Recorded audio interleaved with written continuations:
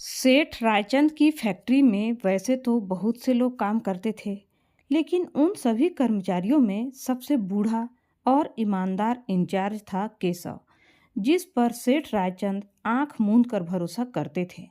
सेठ रायचंद केशव को सिर्फ अपनी फैक्ट्री का कर्मचारी बस नहीं मानते थे, बल्कि वे उन्हें अपने परिवार का एक हिस्सा भी मानते थे।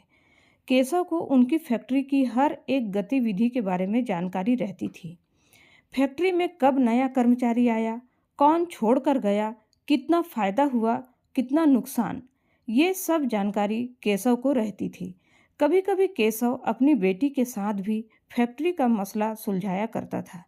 केशव की पत्नी का देहांत मीना के जन्म लेते ही हो गया था। केशव ने माँ और बाप दोनों बनकर मीना का पालन पोषण किया। मीना की परवरिश में कोई कमी न आ जाए, इसलिए उन्होंने दूसरी शादी नहीं की। मीना देखने में बिल्कुल अपनी माँ की फोटोकॉपी लगती थी और हंसी उसके पापा के जैसी थी। माँ के न होने के कारण मीना कम उम्र में ही कब बड़ी हो गई, उसे और उसके पिता को पता ही नहीं चला। उसे सुबह से लेकर शाम तक के सभी कामों को सलीके से करने की आदत थी। कभी कभी तो मीना इतने दृढ़ निश्चय के साथ निर्णय लेती कि केशव को उसमें अपनी पत्नी की झलक दिखती। उसे ऐसा लगता जैसे उसकी पत्नी उसकी गृहस्थी को संवारने के लिए ही मीना को जन्म दी है। मीना की समझदारी भरी बातें सुनकर कभी कभी केशव अपने मन में गर्व महसूस करते कि अच्छा हुआ मैंने दूसरी शादी नहीं की, वरना मेरी फूल सी बच्ची कब मुरझा जाती मुझे पता ही नहीं चलता। आज उसकी माँ नहीं है, फिर भी वह एक आज़ाद पंछी की तरह फुदकती रहती है। मुझे इतना ही तो चाहिए था, इसके अलावा और कुछ नहीं। वहीं सेठ रायचंद का बेटा मनोज न अपनी माँ की सुनता था और न ही अपने पिता की। उसे जो मर्जी होती वही करता। उसे अपने दोस्तों के साथ घूमना फिरना, बाप के पैसों को उड़ाना, फिजूल खर्ची बड़ा अच्छा लगता था। धीरे धीरे वह नशा में धुत रहने लगा। आए दिन अपनी माँ से पैसे मांगता। माँ के मना करने पर उन्हें धमकी देता कि वह हमेशा हमेशा के लिए घर छोड़कर चला जाएगा। माँ बेचारी क्या करती, बेटा के प्यार के आगे मजबूर हो जाती और चुपके से पैसे दे देती। धीरे धीरे सेठ रायचंद को पता चला कि मनोज अपनी माँ से पैसे मांगकर बेवजह पैसे खर्च करता है, तो उन्होंने धीरे धीरे अपनी पत्नी को पैसे देना बंद कर दिए। उसका असर मनोज पर पड़ा। माँ से पैसे न मिलने पर अब वह घर छोड़कर जाने की धमकी अपनी माँ को देने लगा। बेचारी माँ की ममता बेटे के जिद के आगे हार जाती, तो वह धीरे धीरे अपने पति के जेब से चुपके से पैसे निकालना शुरू कर दी। जब सेठ को पता चला कि उनके जेब से धीरे धीरे पैसे गायब हो रहे हैं, तो वे किसी को भी कुछ कहे बिना अपने जेब में पैसे रखना बंद कर दिए। मनोज अब अपनी माँ को दिन ब दिन पैसों के लिए परेशान करता। सेठानी जी अब अपने फैक्ट्री के कर्मचारी केशव से पैसे मांगने लगी। केशव ने एक दो बार तो पैसे दिए, लेकिन जब बार बार मांगने लगी तो उसने सेठ से पूछकर पैसे देने की बात कही।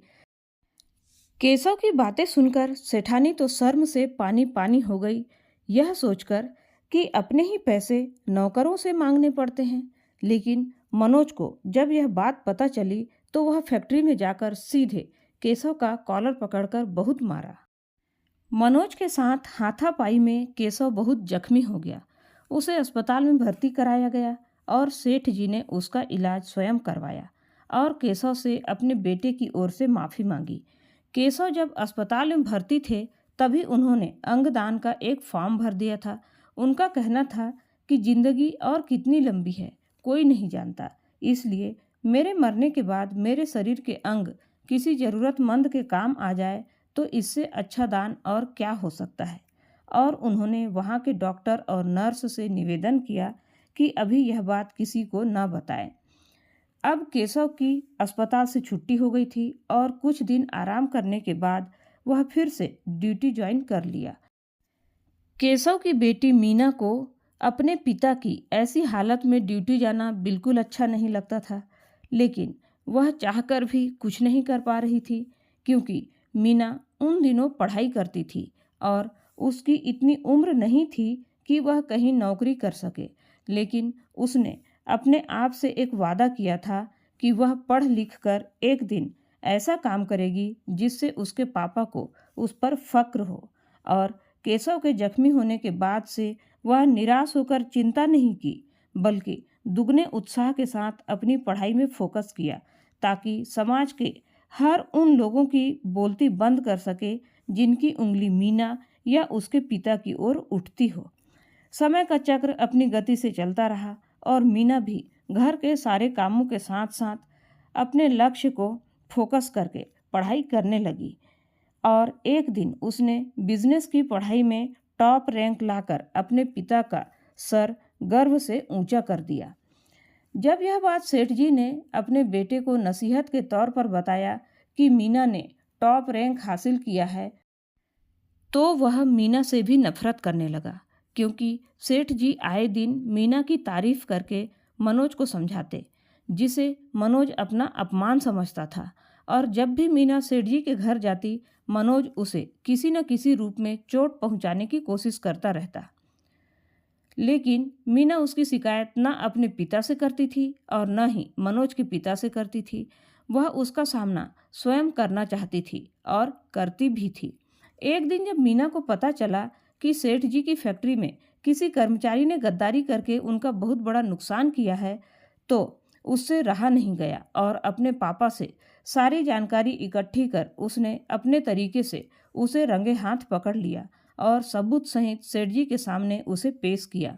तब से सेठ जी और उनका बेटा मनोज मीना को बहुत सम्मान देने लगे थे। अब मनोज को मीना की बातें अच्छी लगने लगती। मनोज जब भी किसी मुसीबत में होता तो सबसे पहले वह अपनी परेशानी के बारे में मीना को बताता। मीना भी यथासंभव उसकी परेशानी को दूर करने का उपाय बताती। ऐसे करते करते धीरे धीरे मीना और मनोज की दोस्ती हो गई। अब मनोज धीरे धीरे अपनी आदतों को सुधारने लगा। मनोज का ऐसा व्यवहार सेठ और सेठानी जी दोनों को ही अच्छा लगता। उन्हें मीना और मनोज के बारे में सब मालूम था। वे दोनों मीना को दिल से आशीर्वाद देते कि उसने उनके बेटे को सही लाइन में ला दिया। उन्होंने मीना और मनोज की शादी करने की ठान लिए थे, इसलिए उन दोनों की शादी का मुहूर्त भी निकलवा लिया था। एक दिन मीना और मनोज दोनों फैक्ट्री के काम से दूसरे शहर गए हुए थे। वहाँ का सारा काम निपटाकर वे दोनों जैसे ही घर वापस आने के लिए ट्रेन में चढ़ रहे थे, उसी समय मीना का पैर स्लिप हुआ और वह नीचे गिर पड़ी, जिससे उसका एक पैर काटना पड़ा। अब मीना अपाहिज हो चुकी थी, लेकिन मनोज का प्यार मीना के लिए कम नहीं हुआ। अब सेठ जी को लगने लगा कि मनोज और मीना को पास पास नहीं आने देना चाहिए। तब तक उन्होंने मनोज को उनकी शादी के बारे में नहीं बताया था। उन्हें लगने लगा कि हमारे पास तो पैसों की कोई कमी नहीं है, हमारे बेटे के लिए तो एक से बढ़कर एक लड़की मिल जाएगी। इसलिए वे अब मनोज को समझाने लगे कि वह मीना के पास ज़्यादा न जाएं और फैक्ट्री के कामों में ध्यान दें। और उन्होंने मनोज को आश्वासन दिया कि वे लोग मीना की सेवा में कोई कमी नहीं छोड़ेंगे।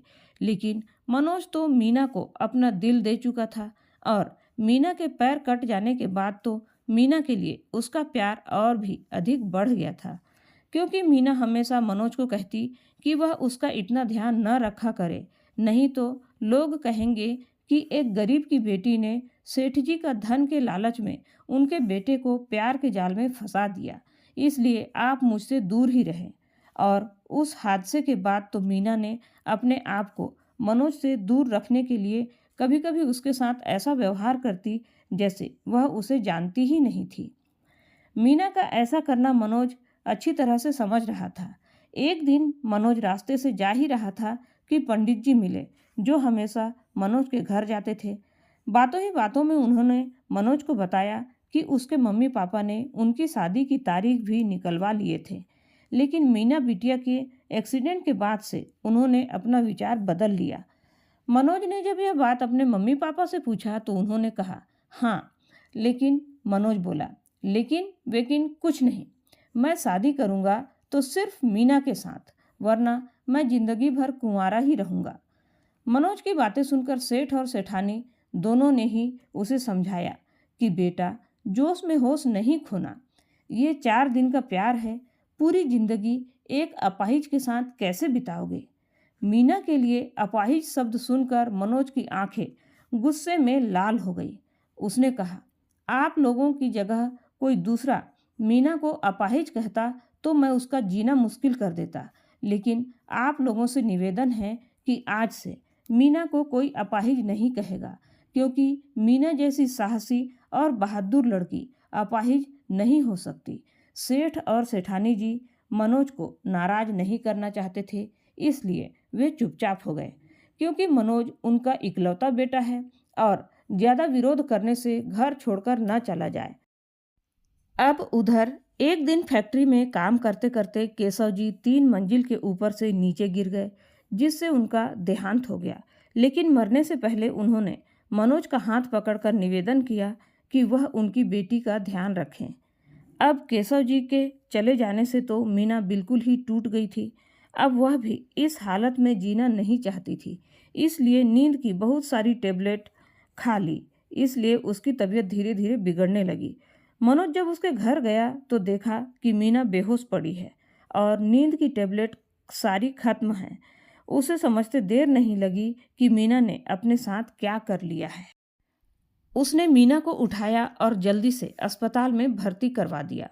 48 घंटे के बाद मीना को होश आया तो उसने वहां खड़ी नर्स से पूछा, मैं कहाँ हूँ?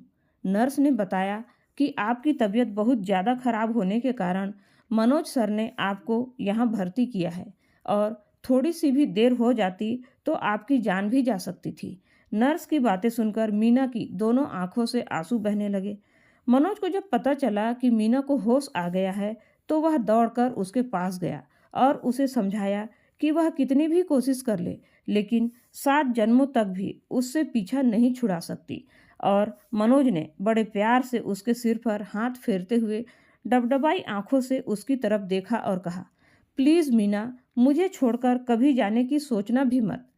जब मैं तुम्हारी बात नहीं मानता था और अपनी मर्जी से जीना चाहता था, तब तुम मुझ जैसे बिगड़ैल को अपने अच्छे व्यवहार से सुधार दिया, और अब जब मैं तुमको अपनी जान से भी ज़्यादा चाहने लगा हूँ तो तुम मुझे छोड़कर जाने की सोचती हो। अगर ऐसा ही था तो मुझे सुधारा ही क्यों? रहने देना था मुझे अपने हाल पर। मीना, तुम मुझसे वादा करो कि अब से ऐसी गलती नहीं करोगी। मीना भी एकटक मनोज को देखती रही और कहा, सच तो यह है मनोज कि मैं भी तुम्हारे बिना नहीं रह सकती, इसीलिए तो मर जाना चाहती थी। मनोज बोला, मीना, एक बात याद रखना, अब से कभी भी मरने की बात नहीं करना, वरना। मीना बोली, ठीक है बाबा, सॉरी, मुझे माफ़ कर दो, अब से ऐसी गलती नहीं करूँगी। मनोज बोला, ये हुई ना बात। मनोज ने कहा, मीना, तुम्हें पता है मम्मी और पापा ने तो हम दोनों की शादी का डेट भी निकाल लिया था और अब मैं उसी डेट पर शादी करना चाहता हूँ। मीना ने आश्चर्य से पूछा, कब की डेट है? मनोज बोला, आज से 3 दिनों के बाद शादी के लिए शुभ मुहूर्त है। मीना बोली, मनोज, मैं तो अपने पैरों पर खड़ी भी नहीं हो सकती। फिर? मनोज ने उसके मुंह पर उंगली रखते हुए कहा, कौन कहता है तुम अपने पैर पर खड़ी नहीं हो सकती? मेरे रहते कभी ऐसा हो सकता है भला?